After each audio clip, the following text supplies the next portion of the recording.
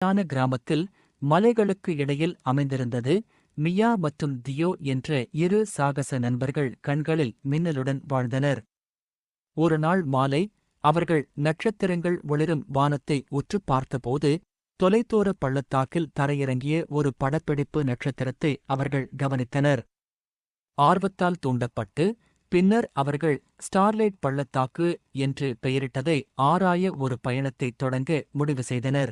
வந்தவுடன் மியாவும் தியோவும் வானிலிருந்து தற்செயலாக விழுந்த நட்சத்திர தேவதையான லுமினாவால் வரவேற்கப்பட்டனர். ஸ்டார்லைட் பள்ளத்தாக்கில் இரவும் பகலும் சமநிலையை கட்டுப்படுத்தும் தனது மந்திரக்கோலை காணவில்லை என்று லுமினா விளக்கினார். அது இல்லாமல் பள்ளத்தாக்கு ஒரு நிரந்தர அந்தியில் சிக்கிக் கொண்டது. உதவ ஆர்வத்துடன் மியாவும் தியோவும் பள்ளத்தாக்கு வழியாக லுமினாவை பின்தொடர்ந்தனர். குளோபக்ஸ் போன்ற நகைச்சுவையான உயிரினங்களை எதிர்கொண்டனர்.